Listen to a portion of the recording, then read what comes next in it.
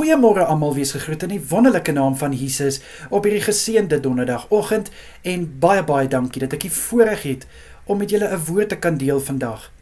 Nou kind van God, ek wil 'n bietjie met julle deel oor feite uit God se woord en een ding wat beslis 'n feit is. Ons kan nie daarteen stry nie, ons kan dit nie wegwens nie, dis iets wat altyd daar is en dit is sonde. Ja, my boetie en sissa, dit is 'n feit uit God se woord, dat sonde was daar van die begin af. Van Adam en Eva, tot waartoe ons nou onsself bevind, is daar altyd sonde. Ek gaan nou nie die verskillende sondes noem nie, want party is erg, party is miskien minor, maar sonde bly nog steeds sonde. Maar die vraag wat ons vandag het, al is dit 'n feit uit God se woord, beteken dit ons moet deel hê aan sonde? Beteken dit ons moet dit toelaat in ons lewe? Nee, kind van God. Daar is baie maniere om sonde te weerhou in ons lewens.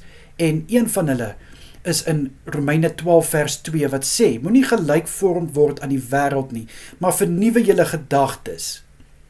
So, kind van God, daar is al klaar een stap wat ons kan neem om weg te beweeg van sonde. En dit is om ons gedagtes op 'n plek te kry waar dit weg van sonde af is, verby sonde is. Ons gedagtes op 'n plek wat vir ons vreugde en vrede gaan gee. Gee sonde vir ons vreugde en vrede. Dit maak jou miskien bly, want jy dalk nou iets gedoen wat jy dink jy kan mee wegkom. Maar kind van God, op die ou einde van die dag, dit gaan nie vir jou daai vreugde en vrede gee soos wat God alleen vir jou kan vreugde en vrede gee nie. Sonde het nou al so deel van ons lewe geword, kind van God, en dis hoekom dit uiters belangrik is om so na as moontlik aan God te leef, om soveel as moontlik tyd saam met God te spandeer, om soveel as wat jy kan in gebed te tree en met God te praat, en natuurlik om jou gedagtes te vernuwe, jou gedagtes op 'n plek te bring waar dit heeltemal weg is van sonde af.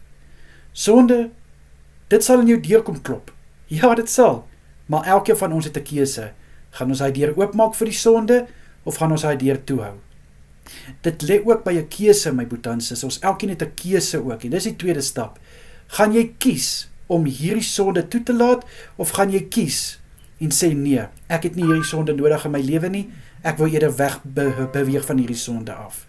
So kind van God, daar is baie maniere. Sonde, omdat sonde in ons lewe is, hoef ons dit nie as 'n verskoning te gebruik om aan te hou Sondag nie. Ons hoef nie dit te entertain nie, soos dit hulle sê in Engels. Ons kan wegbeweeg van sonde. En daar lê vir ons soveel meer voor ons, as wat daar sal lê, wanneer ons sonde in ons lewens toelaat. Kom ek bid vir ons. Vader, dit is nou een ding wat waar is, en dit is dat sonde is deel van ons lewe. Maar ons het 'n keuse. Gaan ons dit toelaat, of gaan ons dit weerstaan?